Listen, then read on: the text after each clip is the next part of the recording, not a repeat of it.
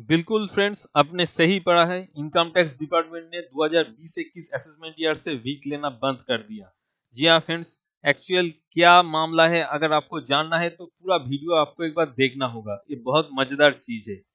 जी हाँ, अगर आप इनकम टैक्स कंसल्टेंसी के अंदर है तो आपको पता होगा बहुत सारे क्लाइंट्स ऐसा है हमारे जो कि आके बोलता है सर इस साल मुझे 500 रुपया टैक्स देना है, सर मुझे 1200 रुपया टैक्स देना है इस साल।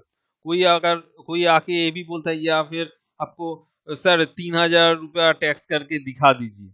देखा जाए तो उस बंदा का टैक्स एक्चुअल में बहुत ज्यादा आता है, लेकिन क्लाइंट सोचते हैं कि इनकम टैक्स नहीं दे रहा है, ये थोड़ा बहुत एक साल के बाद इनकम टैक्स डिपार्टमेंट को या फिर सेंट्रल गवर्नमेंट को थोड़ा बहुत भीख दे रहा है, ऐसा क्लाइंट सोचता है।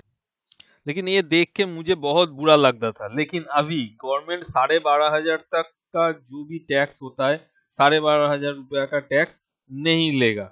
87A सेक्शन में वो रुपया आप ही को मतलब उस एसएससी को ही वापस कर देगा। मतलब 5 लाख तक का इनकम जितना भी होगा वो छूट है, और 5 लाख का जो टैक्स बनता है वही है 12,500 रुपया, 12,500।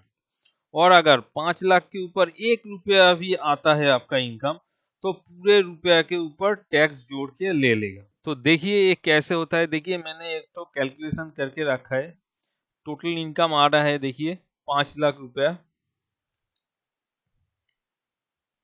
5 लाख के ऊपर आप देखिए टैक्स कितना आ रहा है, 12,500।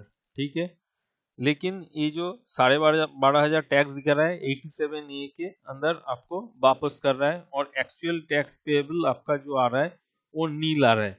अभी मैं आपको दिखाऊंगा, इसमें थोड़ा बहुत रुपया जोड़ के दिखाऊंगा, 9 रुपया जोड़ के दिखाऊंगा। ठीक है, अभी आपका हो गया 5,08,08 रुपया। 5,08,08 रुपया। देखिए 5,08,08 जोड़ते ही आपका टैक्स कितना हो गया, 12,502। उसके साथ एज एंड एजुकेशन सेस 13,002 रुपया।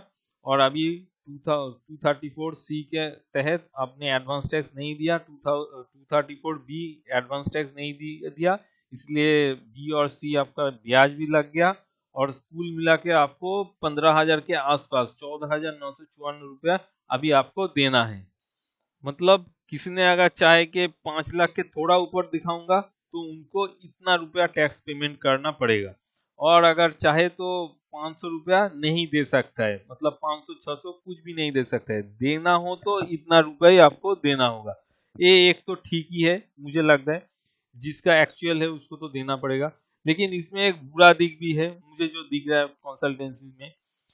क्या है वो यही है, जिस क्लाइंट को एक्चुअल में 5 लाख के ऊपर आ रहा है, मान लीजिए बहुत ज्यादा नहीं, 5,05,000, 5,02,000 आ रहा है, तो वो क्या कर रहे हैं, वो हम लोगों को बोल रहे हैं मतलब जबरदस्ती उस कैलकुलेशन को 5 लाख के नीचे दिखाने की बोल रहे हैं, जिससे इनकम टैक्स जो है इनकम टैक्स खाते में गवर्नमेंट को भारी भारी भरकम मतलब बहुत सारा नुकसान उठाना एक्चुअल पड़ रहा है। क्योंकि जब वो 5,05,000 को 4,99,000, 4,98,000 दिखा रहा है तब तो कुछ टैक्स नहीं देना पड़ रहा है। लेकिन एक्चुअल तो उनका 5,05,000 रुपया, तो वो जबरदस्ती उसे 5-6 हजार रुपया कम करके 1 रुपया नहीं दे रहा है। तो मुझे लग रहा है कि इनकम टैक्स डिपार्टमेंट को इसके बारे में थोड़ा बहुत सोचना चाहिए कि इसको कैसे मतलब उनका जो सोच है उसको कैसे सुधारे, और अभी और वो भी कानूनन तरीके से, नहीं तो इस तरीके से बहुत सारे टैक्स लॉस होगा सेंट्रल गवर्नमेंट को। फ्रेंड्स, आज का जो वीडियो थोड़ा दूसरे किस्म के था। अगर आपको अच्छा लगे और ठीक लगे, सिर्फ अच्छा नहीं, अगर मेरा बात आपको ठीक लगे तो मेरे बात के ऊपर एक लाइक प्लीज कर दीजिएगा वीडियो के ऊपर। तो मुझे लगेगा कि हाँ, मैं जो सोचता हूँ आप लोग भी मतलब जो मेरा टैक्स कंसल्टेंट साथी फ्रेंड से जो इस वीडियो को देख रहे हैं वो भी मेरे साथ सहमत प्रकाश करते हैं। तो अगर ठीक लगे तो प्लीज एक लाइक कर दीजिएगा। Thank you for watch this video.